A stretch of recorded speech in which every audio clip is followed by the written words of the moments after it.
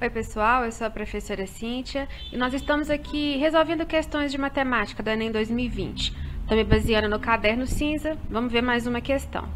Não se esqueça de se inscrever aqui no canal. Bom, então mais uma questão. O pergolado é o nome que se dá a um tipo de cobertura projetada por arquitetos comumente em praças e jardins, para criar um ambiente para pessoas ou plantas no qual há uma quebra na quantidade de luz dependendo da posição do sol. É feito como um estrado de vigas iguais, postas paralelas e perfeitamente em fila, como ilustra a figura aí. Então, a gente tem uma figura que mostra aí o que é o pergolado.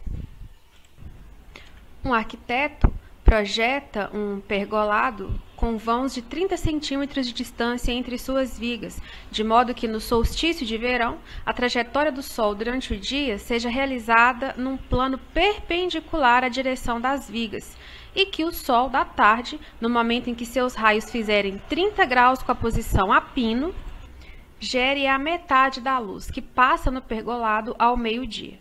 Para atender à proposta do projeto elaborado pelo arquiteto, as vigas do pergolado devem ser construídas de maneira que a altura, em centímetros, seja a mais próxima possível de.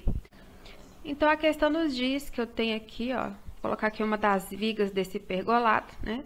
Entre duas vigas, nós vamos ter aí 30 centímetros de distância, né? E aí ele dá ainda a informação de que envolve aí o Sol quando ele está a 30 graus da posição a pino, né? Ou seja, aquela luz que passa ao meio-dia. Então, a gente considerando o Sol aí na sua maior altura, ao passar aí um determinado tempo, ele vai formar um ângulo de 30 graus aí com esse pergolado e gerar a metade da luz que geraria nesse instante. Então, a gente pode interpretar da seguinte maneira, olha, eu tenho aqui a altura desse pergolado, essa distância que vai ser a metade do que seria ao meio-dia, então ao invés de 30, nós vamos ter 15 centímetros, e eu sei que neste momento o Sol vai estar formando aqui 30 graus com essa posição inicial do Sol aqui que foi considerada. Então, nós temos um triângulo retângulo que vai ser formado aí com essas informações que não são dadas, né? Aí, o que acontece? Nesse triângulo retângulo, não vai dar para trabalhar com o teorema de Pitágoras, porque a gente só conhece um dos valores. Mas nós temos aqui um ângulo de 30 graus. Então, nós vamos trabalhar com as relações trigonométricas no triângulo retângulo, né? Com as noções de seno, cosseno e tangente. Nesse caso aqui, olha, nós temos o ângulo de 30 graus, nós estamos procurando o valor do cateto adjacente e nós conhecemos o valor do cateto oposto. Cateto oposto sobre cateto adjacente equivale à tangente do ângulo.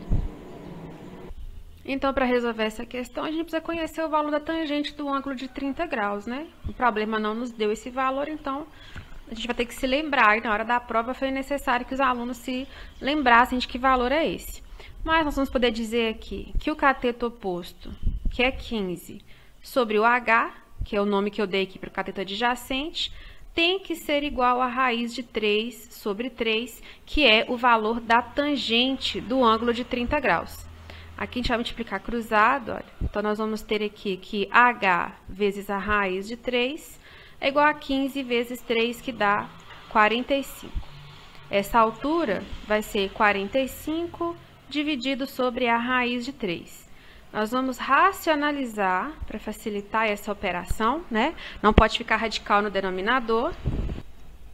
Isso aqui vai nos dar 45 raiz de 3 sobre 3, né? Já que a raiz de 3 vezes a raiz de 3 é a raiz de 9 e a raiz de 9 é 3. Dividindo aqui, nós temos 15 raiz de 3. O problema nos pede uma aproximação em centímetros, né? Então, a gente vai multiplicar esse 15 aí por uma aproximação do valor da raiz de 3. A raiz de 3, ela é aproximadamente 1,7.